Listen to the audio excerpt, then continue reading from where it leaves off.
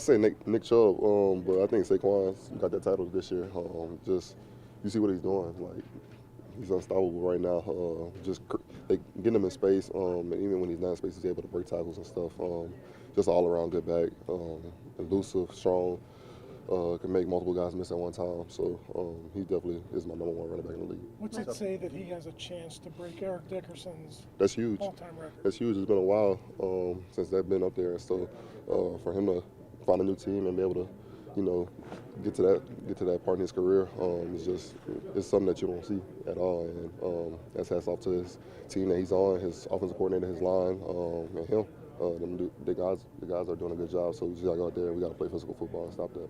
How do you prepare for a guy that can backwards hurdle over people? I mean, how do you simulate that? Not duck your head when you're trying to tackle. That's the simplest way. If you want to hit somebody, you got to see what you're hitting. PQ, if you said he's unstoppable, but how do you slow him down? Everybody got to do their job. And that's really all it comes to. I think some teams are just unaware of how good Saquon is. So I think that's got to be your focus, especially playing a guy like that, a team like that, with all the pieces they got, a good O-line, good running backs, good quarterback, good receivers. Everybody got to just do their job. They say styles make a fight. I mean, they sort of are built in a similar style to you. Do you sort of look forward to that, maybe a little more physical, hey, man, it's just you against a guy in front of you, go at it? I love that every week. And, it's different with this team, though. They got big guys up front. And like I said, Saquon's a great back. Like the stuff he's doing is crazy, just making guys miss when they're right in front of him, and then also breaking tackles. So you never know what you're getting with him. So that's what I meant by being physical. You just got to bring the fight to them. Patrick, is this kind of what you came here for? This stretch of games coming up? That's why I'm in the league. Period. I think when you sign up to play football, you want to play at the highest level, and I don't think you don't love the sport if you don't look at it that way. So, this game, I love this game. I love to play the game the right way, and I think these next few games are going to show that. But it starts with the Eagles. Do you think your team has something to prove, or do you think you're established already? I think both teams got something to prove, and I think at the end of the day, like I said, if you don't love this game, then there's no use for you in this league. This is the type of games that you live for, and I'm just ready for it. Patrick, how does Jalen's mobility impact trying to figure out what Saquon's doing? Yeah, it's tough. That's why I said they're doing a good job. The offensive coordinator's putting those guys in good plays, and the O-line's good, getting those guys in space and letting them do what they do best. So when it comes to us, that's why I said we all just got to do our job. We got to do it at a high level. It's going to be a lot of communication this week, and it's going to be all hands on deck.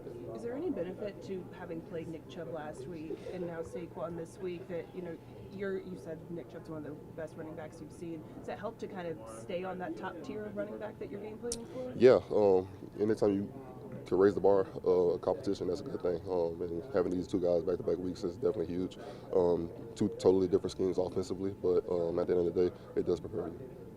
And also, Patrick, I mean, it's tough to play in the link. Right now, the Eagles are 10-0 on the Steelers dating back to like the 60s. Do you guys talk about that at all? And how are you going to go in there and kind of combat that environment? I mean, at the end of the day, this is my first year as a Steeler, so I never played them as a Steeler.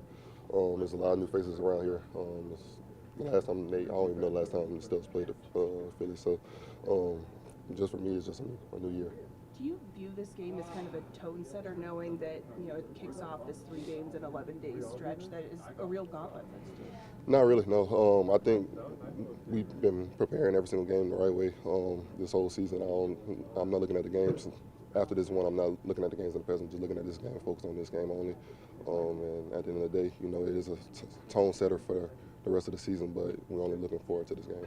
I know you weren't here last year, but the run defense struggled at times last year, much better this year. I know a lot of additions like yourself are part of that, but what is it about this unit that's clicking so well in that regard? Everybody's trusting each other. I don't think nobody's trying to go out there and do more than what they need to. Everybody's just doing their job, and we see on the few runs that we gave up, somebody was just trying to do too much.